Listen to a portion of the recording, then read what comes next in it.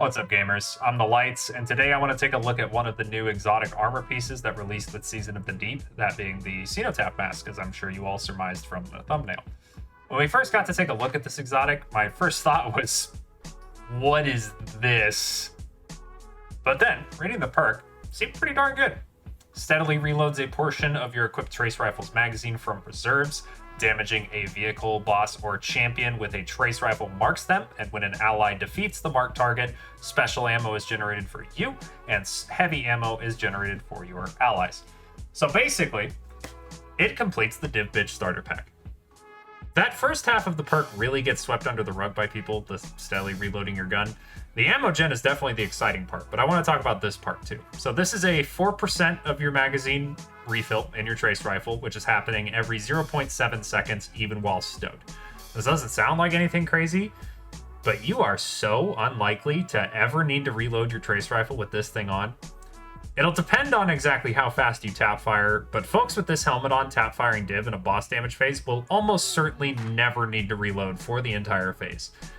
And if you're just running around slaying with a trace rifle just for general ad clear and whatever, you're probably never going to have to reload even more. So now the juicy half of the perk made me initially kind of see this helmet as an alternative to the Aeon gloves, and that's proven to be pretty true. I want to mention right off the bat that Cenotaph drops a dinky little ammo finder brick as opposed to a true girthy heavy brick. So it'll only get you one rocket, for example. Scavenger mods do work on them though, so I'd highly recommend running scavengers matching the elements of your heavy weapon when running with a Cenotaph player. Both Aeons and Cenotaph have ways in which both of them are limiting to the player.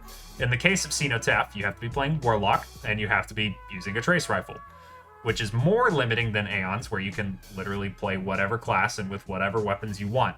But Aeons don't help you personally whatsoever, whereas you at least get the special ammo for yourself and the trace rifle auto-loading from Cenotaph.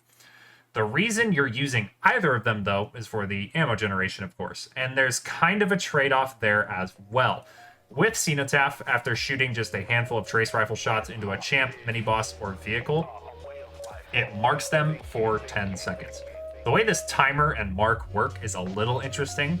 The time on the timer is just how long the target is marked for. That's pretty obvious. The timer will be refreshed pretty much instantly for just shooting the same target with your trace rifle. And you can keep doing this for as long as you have ammo in the trace or the target is still alive. Once the target dies, the timer instantly runs out, and only then can you mark a different target. You need to either wait the full 10 seconds without shooting the target in order to switch to a different one, or kill it. So you have to be pretty deliberate with your target selection, since in tense situations, 10 seconds isn't always easy to just wait out. And even if you can wait it out, that doesn't mean your teammates will share your patience. Another somewhat tricky thing about this, Cenotaph's ammo generation will not activate if the Cenotaph user gets the final blow on the marked target. It must be one of their allies. This doesn't tend to be an issue, but I certainly could see it being one for some players, and I think it's crucial to know. Oh, I should also mention that this entire section is overwhelmingly focused on GMs, maybe also like master raids and stuff, but endgame PvE. With Aeons in such activities, there isn't the risk you get with Cenotaph of the champ getting left on 1 HP and dying to the trace rifle. Instead, the risk with Aeons is that, well, you need a finisher, and therefore need to be in finisher range, which can be very dangerous depending on your build and the activity. Void Hunter to me has always been by far and away the best subclass for using the Aeons gauntlets because of the safety that you get from the subclass and how safely it can perform finishers. But given the fact that I gave the accessibility of Aeons as a strength in their favor earlier, for allowing you to run whatever build you want, this is kind of just a tangential little tidbit. So earlier, I mentioned that this exotic kind of completes the Div Bitch starter pack, and that seems like a no-brainer.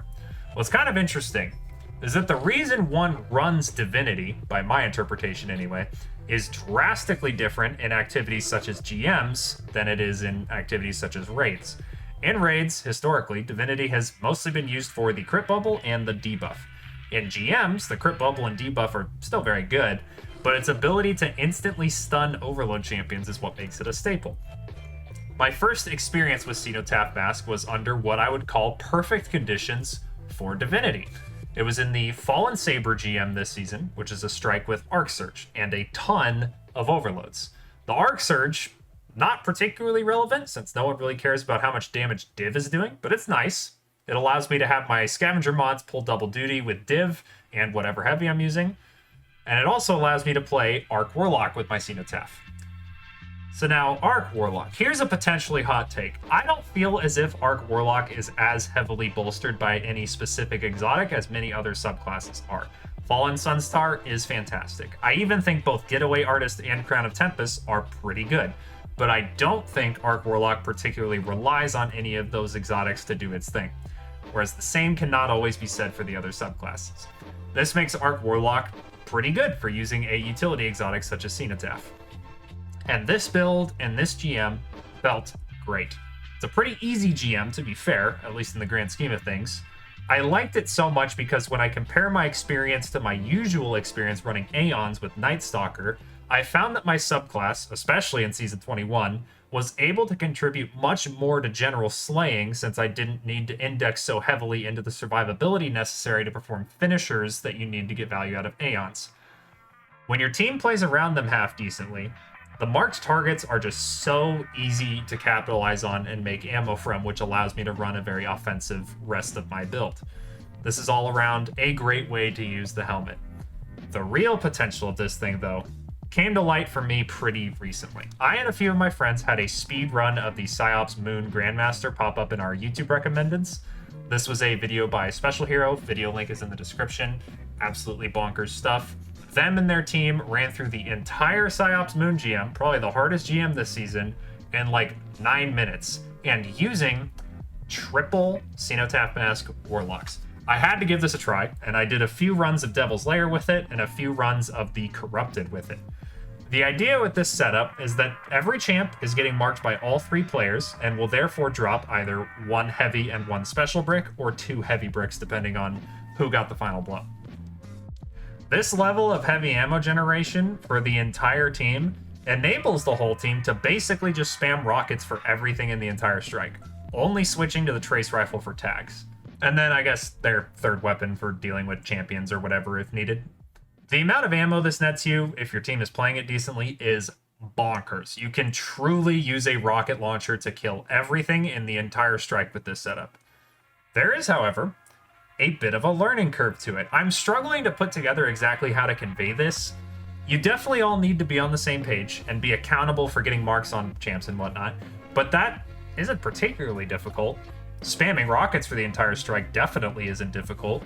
The difficulty, I think, comes from the fact that you are inherently not very self-sufficient when using this strat. If you're not getting your heavy ammo, you're not doing much. It honestly also takes some getting used to the fact that you are using heavy for literally everything. Using heavy ammo in this high of volume is a little uncomfortable. It feels weird shooting rockets at trash ads, but that's what you're supposed to do. That's really all the slaying you have. But also, if you burn your heavy too quickly, that's all your slaying power gone. The rest of your build doesn't do much on its own. I'd say this strategy will require you to know how to be efficient, make those rockets count. In an extreme example, as cool as it is that you get 10 rockets every 30 seconds, if you miss all of those rockets, then, well, they weren't much help. I expect this might be where people may run into problems with using this setup, if they even do at all. I suspect it demands a higher than average level of understanding of the strike you're in, a higher than average aptitude for efficiency and for coordination. The individuals that I use this setup with are all several times Gilded Conquerors with hundreds of GM clears each under their belts, and the same can be said for myself. So all of these potential issues are just kind of me guessing, playing devil's advocate a little bit.